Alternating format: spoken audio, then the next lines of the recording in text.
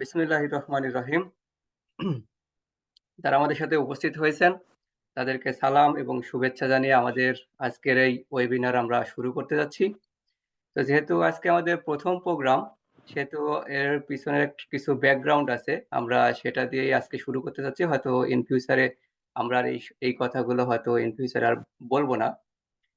তো বেশ কিছুদিন থেকেই আমি ভাবছিলাম যে আমরা যদি এমন একটা প্ল্যাটফর্ম তৈরি করতে পারি যেখানে বিদেশে যেসব ছাত্রছাত্রীরা বাংলাদেশ থেকে যেতে চান, তারা যদি খুব সহজে কিছু তথ্য উপাত্ত পেয়ে যান, তাহলে হয়তো তারা সেখানে হায়ার স্টাডিজের জন্য উইদাউট হেসেল তারা যেতে পারবেন। যেহেতু আপনারা অনেকে অবগত আছেন যে আমাদের দেশে অনেক মেধাবী ছাত্রছাত্রীরা শুধুমাত্র তথ্যগত বিভ্রান্তির কারণে বা তথ্য না জানার কারণে তারা ইচ্ছা থাকলেও এবং তাদের যোগ্যতা থাকলেও তারা বিদেশে লেখাপড়া করতে যেতে পারেন না। এবং আমরা এটাও লক্ষ্য করেছি যে বিদেশে শিক্ষার জন্য যাওয়ার পিছনে অনেক এজেন্সি বাংলাদেশে ইদানিং কাজ করেন এবং অনেকেই হয়তো সফলভাবে যেতে পারেন, অনেকেই এর দ্বারা প্রতারিত হন। তো অনেকদিন থেকে ভাবছিলাম যে যদি এরকম একটা প্ল্যাটফর্ম তৈরি করি যেখানে আমাদের ইনফরমেশন গুলো থাকবে এবং যারা বাইরের দেশে পড়াশোনা করতে যেতে চান তারা খুব সহজেই আমাদের এখান থেকে যদি কিছুটা উপকৃত হতে পারেন, সেই প্রচেষ্টার অংশ হিসাবে আমরা এটা শুরু করতে যাচ্ছি। তো আমার প্ল্যান হলো যে আমরা বেশ কিছু ওয়েবিনার ইনশাল্লাহ করব ইন ফিউচারে। হয়তো ইনিশিয়ালি মাসে একবার করে একটা ওয়েবিনার করব, এরকম একটা প্ল্যান আছে। তো আরেকটা বিষয় যে ওয়েবিনারটা আমরা প্রথম আমি চিন্তা করেছিলাম যে হয়তো ২টা বা ৩টা কান্ট্রি থেকে আমরা আমরা গেস্ট নিয়ে আসবো, নিয়ে এসে একসাথে আলোচনা করব। তো পরে চিন্তা করলাম যে এটা করলে ইনফরমেশন গুলো ওভারল্যাপ হয়ে যাওয়ার চান্স আছে এবং ওটার একটু জটিলতা সৃষ্টি হতে পারে। তো পরে চিন্তা করলাম যে ঠিক আছে, তাহলে একটা নির্দিষ্ট দেশকে টার্গেট করে একজন, যদি আমাদের একজন বা সর্বোচ্চ ২ জন আমরা যদি গেস্ট নিয়ে আসতে পারি, তাহলে ওখান থেকে হয়তো ইনফরমেশন গুলো একটা নির্দিষ্ট একটা সাইটে থেকে গেল। ওখান থেকে ছাত্রছাত্রীরা বা আমাদের যারা বাইরের দেশে যেতে চান তারা ওখান থেকে উপকৃত হতে পারবেন। তো এই ধারাবাহিকতায় আর কি চেষ্টা করা। তো পরে আমার এক ছাত্র, সে এখন চায়নাতে মাস্টার্স করতেছে। ও নাম হচ্ছে সৈকত জাহান। তার সাথে আমি কথা বলি গত সপ্তাহে। তাকে বলি যে আমি এরকম একটা প্ল্যান করতেছি যে তোমরা আমাদেরকে কোনোভাবে সাপোর্ট দিতে পারো কিনা। তো সে খুবই মানে হ্যাপি এবং বলে যে স্যার এটা তো খুবই একটা ভালো উদ্যোগ হয়, আপনি চেষ্টা করেন, আমি আমার পক্ষ থেকে যতটুকু সাপোর্ট দেওয়ার আমি অবশ্যই আপনাকে দেব। তো যাই হোক, পরে আমি আহ, কথা বলি আমার খুবই কাছের এবং খুবই প্রিয় মানুষ, আমার বন্ধুবৎসল মানুষ ডক্টর আবুল কালাম আজাদ ভাইয়ের সাথে, এবং উনি সানন্দে রাজি হয়ে যান বিষয়টাতে। যেন আমি জানি উনি অনেক ব্যস্ত মানুষ এবং অনেক কাজের সাথে জড়িত। তো তাকে যখন বলি যে আমরা আসলে আমাদের সোল টার্গেট হলো যে আমাদের দেশের যারা ছাত্রছাত্রী আছে, বিশেষ করে যারা মেধাবী ছাত্রছাত্রী দেশের বাইরে পড়াশোনা করতে যেতে চান, তাদেরকে হেল্প করা। তো আমি জানি ভাই খুবই দেশপ্রেমিক মানুষ এবং আমার কথাতে কোনো প্রকার দ্বিমত ছাড়াই উনি বলেছেন ভাই আমি অবশ্যই রাজি, আপনি আমাকে যখন ডাকবেন আমি তখনই আসতে প্রস্তুত। তো তারই ধারাবাহিকতায় আমি আজকের এই ওয়েবিনারটা শুরু করতে যাচ্ছি ইনশাল্লাহ। তো শুরু করার আগে কিছু বেসিক নীতিমালা আমি এখানে সেট করেছি। সেটা হলো যে আমরা আমরা যারা ইন্টারেস্টেড পার্টিসিপেন্ট আছেন তাদেরকে আমরা ইনভাইট করব আমাদের সাথে সরাসরি যুক্ত হওয়ার জন্য, এবং তার সাথে সাথে এটা আমরা রেকর্ডিংও করব। তো যারা পার্টিসিপেন্ট আছেন তারা চাইলে আপনারা আপনারা যদি মনে করেন যে সরাসরি আমরা যেভাবে ভিডিও অন করে আমরা কথা বলতেছি সেভাবেও কথা বলতে পারেন, বা চাইলে আপনারা ভিডিও অফ রেখেও কথা বলতে পারেন। তো আমি প্রথমে যে বিষয়টা নিয়ে আমি কথা বলবো যে আমি ভাই আমাদের এই সেশনটা হবে কিছুটা কোশ্চেন এবং অ্যান্সার টাইপের, মানে আমি প্রশ্ন করব, ভাই সে আলোকে উত্তর দিবেন। কারণ তাতে কি হবে, ভয় তারা হয়তো আমাদের ছাত্রছাত্রীরা অনেকে জানে না যে বিষয়গুলো আসলে বাইরের দেশে কিভাবে কি করতে হয় বা কিভাবে বাইরের দেশে লাইফ কেমন, এই জিনিসগুলো আমাদের ছাত্রছাত্রীরা জানেন না। তো আমি চাচ্ছি যে আমি প্রশ্ন করব ভাইকে, ভাই সেই আলোকে উত্তর দিবেন, এবং আমাদের ওয়েবিনার মোটামুটি যখন শেষের দিকে হয়ে যাবে, আমার কোশ্চেন যদি আর না থাকে, তারপরে আমাদের পার্টিসিপেন্টরা চাইলে সরাসরি তারা আপনাকে প্রশ্ন করবেন এবং আপনার সাধ্যমতো সে উত্তর দেওয়ার চেষ্টা করবেন। এবং ইন ফিউচারে যদি এখন যদি আমরা সেই কোশ্চেনগুলো অ্যান্সার না দিতে পারি, তো ইন ফিউচারে হয়তো কোনো আরেকটা ওয়েবিনারে ওইগুলো আমরা ইনক্লুড করার চেষ্টা করবো ইনশাল্লাহ। তো এটা হলো আমাদের ইনশাআল্লাহ। বেসিক নীতিমালা। তো আমরা হুম, আমাদের আজকে যে আলোচক আছেন ডক্টর আবুল কালাম আজাদ ভাই, তার কাছে যাওয়ার আগে তার সম্পর্কে আমি সিভি দেখেছি, ভাইয়ের সিভি বিশাল লম্বা সিভি। আমি এত বিস্তারিত এখন বলতেও পারবো না অল্প সময়ের মধ্যে। আমি জাস্ট অল্প সময়ের মধ্যে ভাইয়ের একটা বেসিক ইন্ট্রোডাকশন আপনাদের সামনে দিতে চাচ্ছি। তো ভাই আমাদের আহ, বাংলাদেশের একটা স্বনামধন্য প্রতিষ্ঠান গণবিশ্ববিদ্যালয় থেকে ফার্মেসি ডিপার্টমেন্ট থেকে তিনি অনার্স সম্পন্ন করেন কৃতিত্বের সাথে। তারপরে তিনি মালয়েশিয়া গমন করেন, মালয়েশিয়া ইন্টারন্যাশনাল ইসলামিক ইউনিভার্সিটিতে। সেখানে তিনি মাস্টার্স সম্পন্ন করেন ফার্মেসি ডিপার্টমেন্ট থেকে, এবং একই একই ইউনিভার্সিটি থেকে তিনি পিএইচডি ডিগ্রি অর্জন করেন। পরে উনি জয়েন করেন 2021 সালে এআইএমএসটি ইউনিভার্সিটি অফ মালয়েশিয়াতে লেকচারার হিসাবে। উনি সেখানে কর্মরত ছিলেন 2021 থেকে 2022 সাল পর্যন্ত। তারপরে 2022 সালে উনি এমএএইচ ইউনিভার্সিটি অফ মালয়েশিয়াতে তিনি সিনিয়র লেকচারার এবং ডিপার্টমেন্টাল হেড হিসেবে জয়েন করেন। বর্তমানে তিনি ওখানে কর্মরত আছেন। তো ডক্টর আবুল কালাম আজাদ ভাইয়ের পাবলিকেশন সংখ্যা বিভিন্ন ইন্টারন্যাশনাল মানে হাইলি র্যাঙ্ক জার্নালে অলমোস্ট 70টার মতো পাবলিকেশন আছে, এবং বুক চ্যাপ্টার উনি লিখেছেন প্রায় 10টা। তারপরে ওনার হচ্ছে যেগুলো আমরা একাডেমিক্যালি যেগুলো বলি হচ্ছে ভলেন্টিয়ার কন্ট্রিবিউশন, তিনি অসংখ্য জার্নালের রিভিউয়ার হিসেবে কাজ করতেছেন, এবং বেশ কয়েকটা জার্নালের উনি এডিটর ইন চিফ এবং এডিটোরিয়াল বোর্ড মেম্বার হিসাবে বর্তমানে কর্মরত আছেন। এটা হলো আমাদের ডক্টর আবুল কালাম আজাদ ভাইয়ের সংক্ষিপ্ত পরিচিতি। এবং উনি এখন পলিমার, ভাই আমি যদি ভুল না করি আপনি হচ্ছে এখন আমি কলোরেক্টাল ক্যান্সার নিয়ে কাজ করতেছেন, তাই তো? Drug delivery in G colorectal G colorectal truck carcinoma নিয়ে কাজ ডেলিভারি করতেছেন। নিয়ে আর কি। জি জি, কলোরেক্টাল কার্সিনোমা জি, আপনার মেন টার্গেট, মানে ক্যান্সার আর কি, মানে সহজ করতে মেন করে আমরা টার্গেট। জি। তো এই কোলন হলো, ক্যান্সারটা আমার মেন টার্গেট। জি ভাই। জি জি, আমি আমি যতটুকু জানি, তো আমাদের আমাদের যারা পার্টিসিপেন্ট আছে তাদের জন্য একটু সহজ করে দিলাম আর কি, যে কোলন ক্যান্সার নিয়ে ডক্টর আবুল কালাম আজাদ ভাই এখন কাজ করছেন।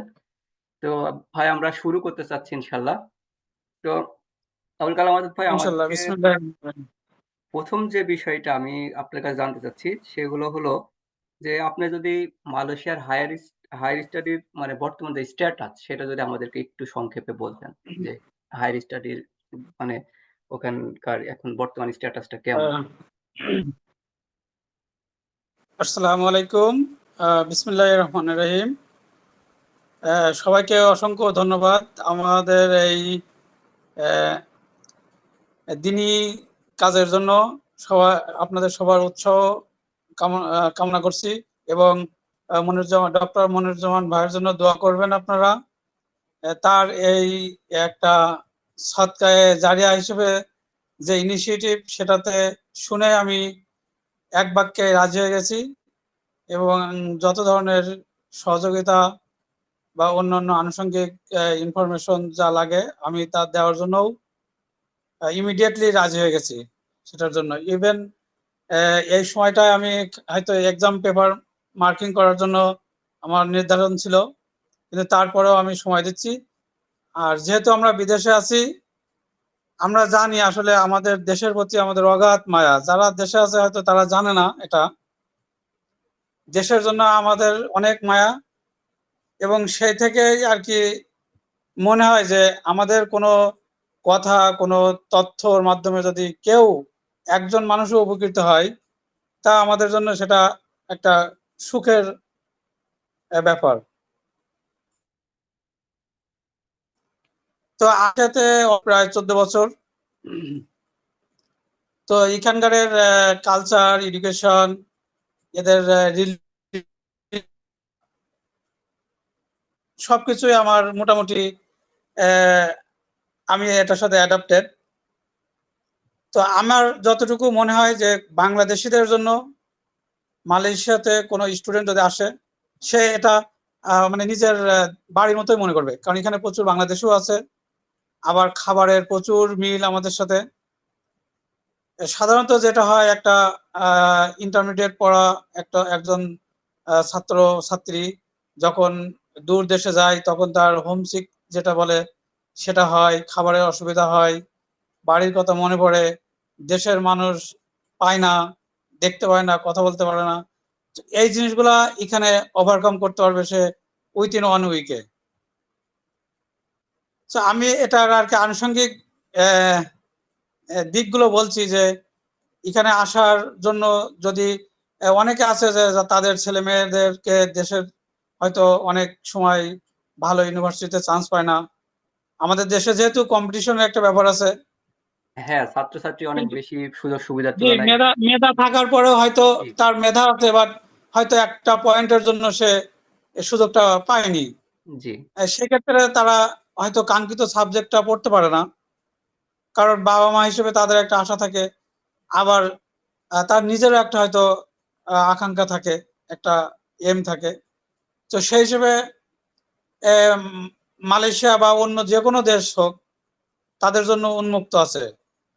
তো যে ব্যারিয়ারটা আসে, যে ফাইন্যান্সিয়াল সাপোর্ট, ভাই ফাইন্যান্সিয়াল আমরা সাপোর্ট ওই ওই ওই বিষয়টা আমরা স্পেসিফিক ভাবে ওই বিষয়টা আমরা পরে আলোচনা করবো ইনশাল্লাহ। আপনি এখন জাস্ট আমাকে একটু বলেন যে আসলে এখন বর্তমানে মালয়েশিয়ার ইউনিভার্সিটি গুলোর অবস্থা কেমন, যে জি, আমি বিশ্বের আমি এটাই বলবো। আহ, মালয়েশিয়ার এডুকেশন সিস্টেম যেটা, সেটা অনেক উন্নত, কারণ এদের সিস্টেমটা ডেভেলপ করা হয়েছে আমেরিকান এবং ব্রিটিশদের দিয়ে।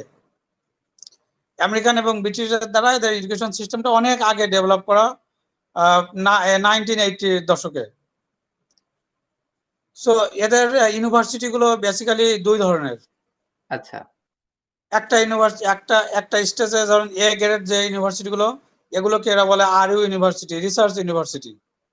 আচ্ছা, রিসার্চ ইউনিভার্সিটিতে সাধারণত আন্ডারগ্রেড স্টুডেন্ট কম। এখানে পোস্ট গ্রেড বলতে মাস্টার্স, পিএইচডি এবং পোস্ট ডক, এই ধরনের স্টুডেন্ট বেশি। এবং মানে বিভিন্ন সেন্টার আছে, যে রিসার্চ। সেন্টারগুলো আন্ডারে রিসার্চ হয়, আচ্ছা, ওকে। এবং এই রিসার্চের জন্য এরা প্রচুর ফান্ড দেয়।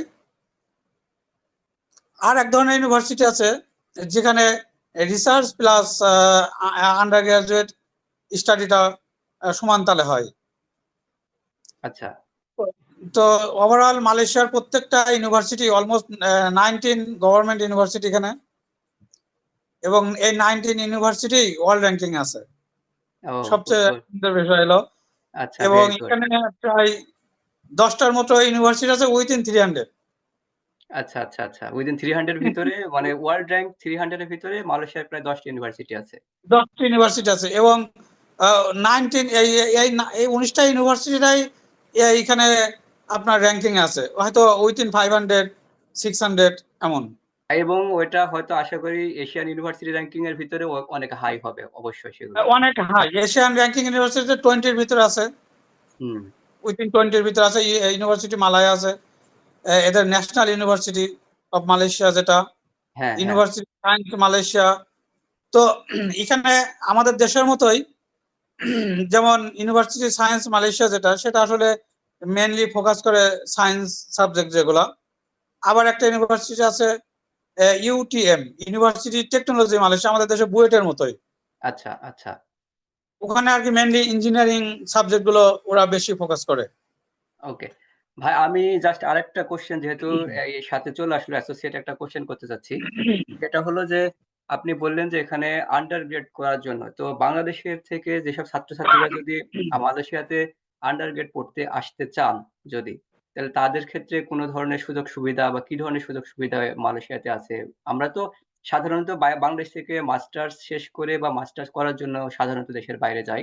তো কেউ যদি ইন্টারেস্টেড হন যে মালয়েশিয়াতে তিনি আন্ডার গ্রেড করবেন, তাহলে সেক্ষেত্রে কি ধরনের প্রসিডিউর গুলো বলবেন, প্লাস হচ্ছে সুযোগ সুবিধাগুলো বলবেন। Thank you for your good and significant question, I think.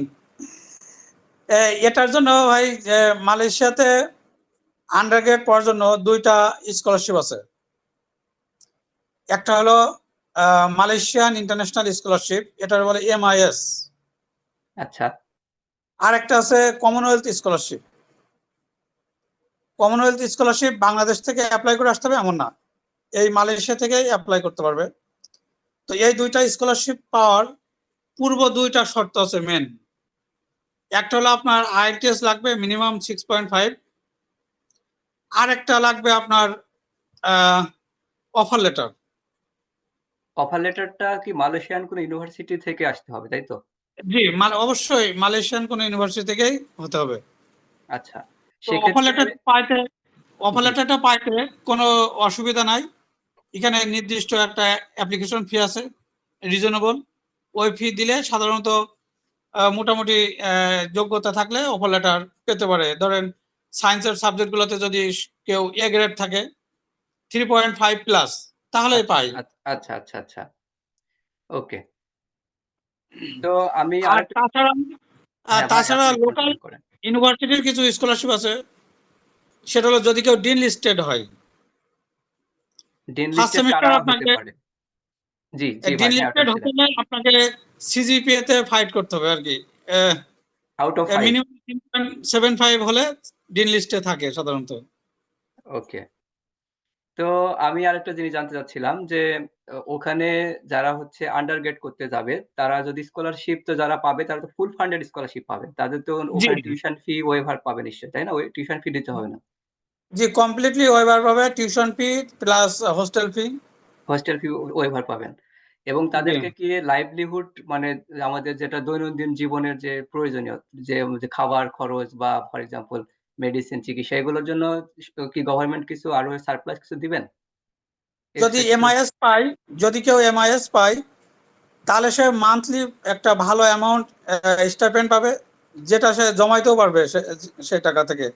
আচ্ছা আচ্ছা আচ্ছা এবং including health insurance, two way air ticket, আচ্ছা এবং তার হোস্টেল ফি ফ্রি এবং টিউশন এভরিথিং। ওকে। এখন এইটার জন্য প্রথমত আমাদেরকে তাহলে দুইটা ওয়েতে আপনি বললেন, একটা হলো যে কমনওয়েলথ স্কলারশিপ, যেটা বাংলাদেশ থেকে অ্যাপ্লাই করতে হবে, আর আরেকটা বললেন যে হচ্ছে বাংলাদেশ মালয়েশিয়ান। থেকেও পারবে, অথবা যদি কেউ মনে করে যে আমি আগে অ্যাডমিশনটা নিয়ে নিই, হ্যাঁ হ্যাঁ অ্যাডমিশনটা নিয়ে তারপরে আমি, তাহলেও পারবে। অথবা যদি কেউ স্কলারশিপ না নিয়েই চলে আসে, এখানে আসার পরেও তারা অ্যাপ্লাই করতে পারবে। আচ্ছা আচ্ছা, it's a very good good point to know. আচ্ছা, এখন আমাকে আরেকটা বিষয় বলেন যে আপনি তো মোটামুটি সবই এটা কভার করেছেন, ওখানে টিউশন ফি এর কথা বলেছেন। তারপর যেহেতু আমাদের আজকে মেন ফোকাস হলো আমাদের হায়ার স্টাডিজ, বলতে আমাদের হলো, আমি মোস্টলি বোঝাতে চাইছি যে মাস্টার্স এবং পিএইচডি লেভেলে যারা যেতে চান। কিন্তু আমাদের যেহেতু বিষয়টা চলে আসলো কনসিকুয়েন্টলি, আমরা এই বিষয়টা নিয়ে একটু কথা বলে ফেললাম যে স্যার যদি বাংলাদেশ থেকে কোনো স্টুডেন্ট যেতে চান মানে আন্ডার গ্রেড করার জন্য, তাদের জন্য সুযোগ সুবিধা আছে। এখন আমি আরেকটা জিনিস জানতে চাচ্ছি ভাই, যে হলো আন্ডার গ্রেড করার জন্য আমরা তো সাধারণত বাংলাদেশ থেকে যারা যান তারা সায়েন্স বা ইঞ্জিনিয়ারিং ফ্যাকাল্টির যেটা জি ছাত্রছাত্রী, তারা সাধারণত যান। তো এখন ওখানে যদি কোনো আর্টস ব্যাকগ্রাউন্ড বা কমার্স ব্যাকগ্রাউন্ডের কোনো স্টুডেন্ট যেতে চান আন্ডার গ্রেড করার জন্য, তাদের জন্য কি সেম সুযোগ সুবিধা আছে কিনা? সেম সুযোগ সুবিধা, এখানে কোনো ডিসক্রিমিনেশন নাই, ডিসক্রিমিনেশন হয় না এখানে। এখানে ইভেন মাদ্রাসার ছেলেপিলের জন্য, ইভেন আমাদের দেশের যে কওমি মাদ্রাসা তাদেরকে ওরা অ্যাডমিশন দেয়। আচ্ছা আচ্ছা আচ্ছা, এটা ভেরি জি ভেরি ইম্পর্টেন্ট একটা পয়েন্ট, আমরা এটা জানলাম আর হ্যাঁ কি। আচ্ছা, এখন আমি হলো আপনি অলরেডি কিছু কথা বলে ফেলেছেন, তারপর আমি যেহেতু কোশ্চেন করতে হবে আমাকে, আমি সেকেন্ড কোশ্চেনে যাচ্ছি, সেটা হলো ইউনিভার্সিটি ক্যাটেগরি। ওখানে আপনি অলরেডি বলেছেন যে আপনার দুই ধরনের ইউনিভার্সিটি আছে, আর একটু যদি ইন ডিটেল বলতেন যে ইউনিভার্সিটি ক্যাটেগরিটা আসলে ছাত্রছাত্রীরা কিভাবে বুঝতে পারবে যে কোনটা কোন ধরনের ইউনিভার্সিটি। এখানে স্পেশালি আমি মালয়েশিয়ারটাই বলি, যে মালয়েশিয়াতে 5টা রিসার্চ ইউনিভার্সিটি আছে, আর ইউ। R U? এটা আপনি, আর ইউ বলে রিসার্চ ইউনিভার্সিটি, ওকে ওকে 5টা। ওকে তো এই 5টা মালয়েশিয়াতে কোনো কিছু হিডেন নাই, সবকিছুই আপনি অনলাইনে সার্চ দিলেই পেয়ে যাবেন। যে রিসার্চ ইউনিভার্সিটি অফ মালয়েশিয়া 5টা আসবে লিস্টেড। তো এই 5টার বাইরেও আর যে মনে করেন 14টা গভর্নমেন্ট ইউনিভার্সিটি আছে, ওই 14টাও ভালো। এবং ওই 14টা ভালো বলতে আমি বলবো যে ঢাকা ইউনিভার্সিটির চেয়ে অনেক অনেক গুণ ভালো। ওকে এই সেন্সে যে তাদের একাডেমিক ফ্যাকাল্টি স্টাফ, তাদের যে রিসার্চ অ্যাক্টিভিটি, তাদের যে গ্রাজুয়েট এমপ্লয়মেন্ট রেট, এগুলোর উপরে বেস করে আমি বলছি আর কি, যে তারা আমাদের দেশের যে কোনো ইউনিভার্সিটির চেয়ে ভালো। ভাই, আমি আরেকটা বিষয় আর জাস্ট আপনাদের সাথে শেয়ার করে রাখি, যদি ইনকেস আমাদের যেটা টাইম লিমিট আছে, যদি আমাদের টাইম শেষ হয়ে যায়, তাহলে আমরা সেম জুম লিংক এবং সেম পাসকোড দিয়ে আবার লগ ইন করবো, আমরা যদি কোনো কারণে ইন্টারাপশন ইনশাল্লাহ। হয়ে যায়। আচ্ছা, তাহলে আরেকটা বিষয় আমি আপনার কাছে, থার্ড কোশ্চেন যেটা, সেটা হলো আমাদের হায়ার স্টাডিজ এর জন্য যে এলিজিবিলিটি ক্রাইটেরিয়াটা যদি একটু বলতেন, যে আমরা যদি কেউ মাস্টার্স করতে যাই বা পিএইচডি করতে যাই, দেশে মাস্টার্স করে পিএইচডি করে, তাহলে সেই রিকোয়ারমেন্ট গুলো কি কি আসলে মালয়েশিয়ার ইউনিভার্সিটি গুলোতে? আচ্ছা, আলহামদুলিল্লাহ, ভালো কোশ্চেন এটাও। সেটা হলো মালয়েশিয়া, আমার মনে হয় অধিকাংশ দেশেই, মালয়েশিয়া ইনক্লুডিং মালয়েশিয়া, এখানে মিনিমাম রিকোয়ারমেন্ট 2.5 থাকে, তাহলে আপনি হতে পারবেন। ভর্তি হওয়ার জন্য আপনার কোনো সমস্যা হবে না। তো 2.5 এর পরে যদি আপনার ল্যাঙ্গুয়েজ রিকোয়ারমেন্ট কোনো ব্যারিয়ার থাকে, ল্যাঙ্গুয়েজ ধরুন আপনার আইএলটিএস নাই, সেক্ষেত্রে কিছু কিছু ইউনিভার্সিটি আপনাকে অ্যাডমিশন দিবে না। আচ্ছা। কিন্তু কিছু কিছু ইউনিভার্সিটি আপনাকে অ্যাডমিশন দিবে, কন্ডিশনাল। সেটা হলো মালয়েশিয়াদের ইন্টারন্যাশনাল এবং লোকাল সব স্টুডেন্টকে আপনার ইংলিশ একটা টেস্টের মাধ্যমে যেতে হয় মূল কোর্সে। যদি অন্যান্য যে ল্যাঙ্গুয়েজ, ইন্টারন্যাশনালি রিকগনাইজ যে ল্যাঙ্গুয়েজ কোর্সগুলো আছে, সেটা থেকে আপনি স্কোর না করে থাকেন, তো সেই ক্ষেত্রে এখানে আন্ডার গ্রাজুয়েটে বলে মুয়েট, হুম। মালয়েশিয়ান ইউনিভার্সিটি ইংলিশ টেস্ট, আচ্ছা। MUET। এটা এটা লোকাল স্টুডেন্টদের জন্য ওটা কম্পালসারি।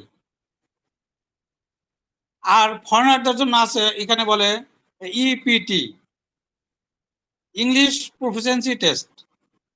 আচ্ছা। এটা এটা এটা আইএলটিএস এর আদলেই, বাট এরা নিজেরাই ডেভেলপ করছে এই সিস্টেমটা।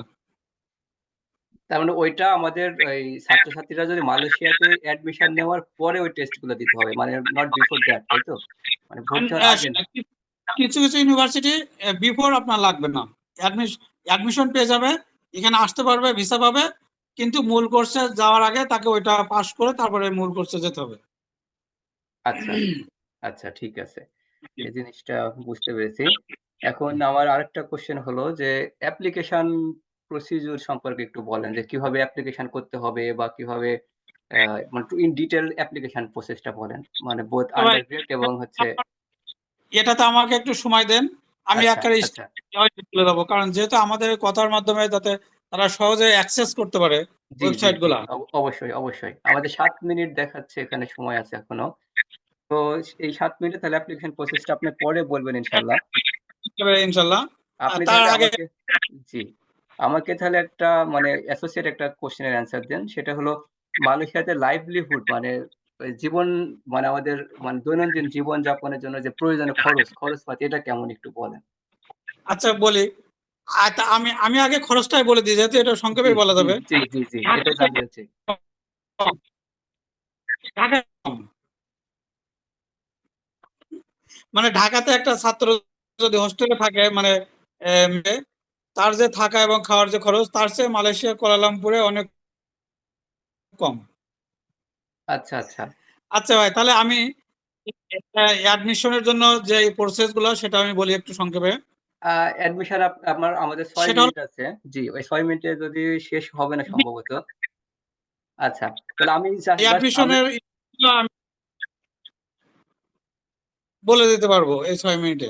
আচ্ছা, আচ্ছা, তাহলে আপনি বলেন। হ্যাঁ।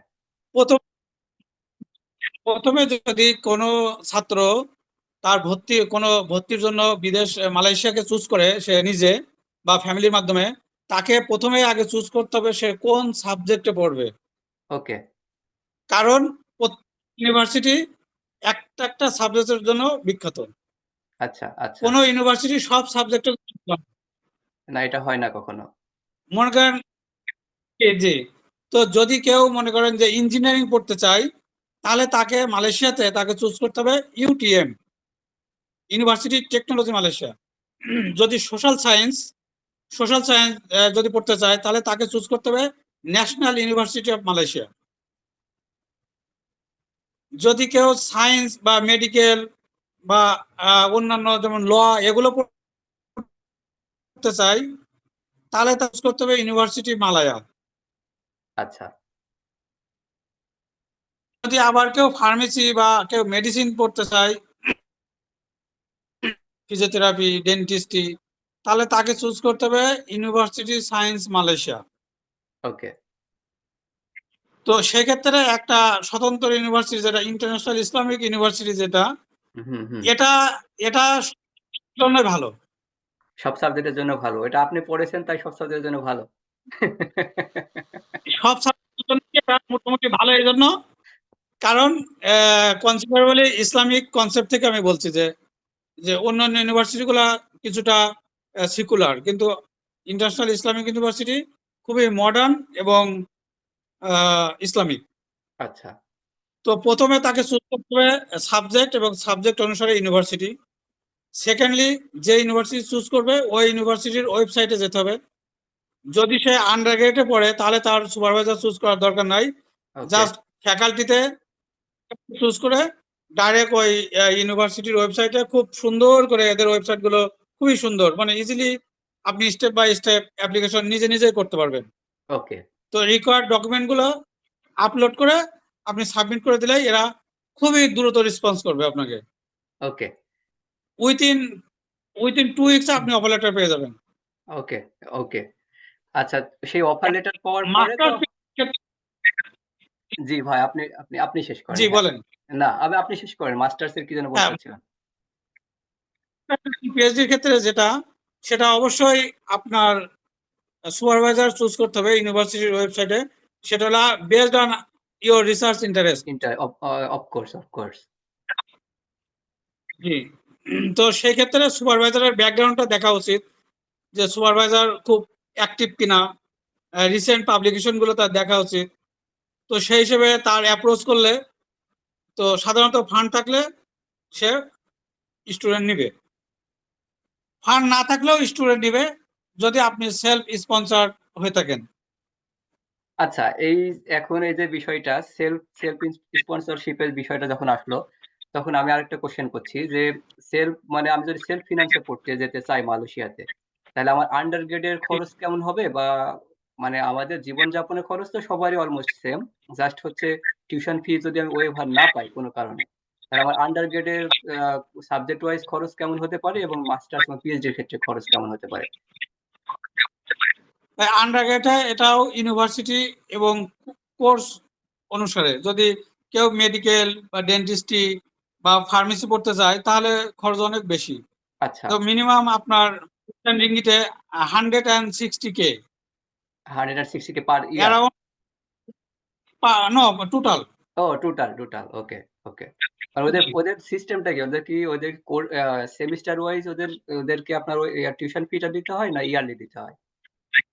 যদি কেউ মেডিকেলে পড়তে চায় তাহলে এট এ টাইম পে করতে হবে তাকে, অথবা কোনো ব্যাংক যদি স্পন্সর করে অথবা গভর্নমেন্ট স্পন্সর করে তাহলে সেক্ষেত্রে লাগবে না, কিন্তু ব্যক্তিগতভাবে হলে এট এ টাইম পে করতে হয়, কারণ এরা এটা রিস্ক নিতে চায় না।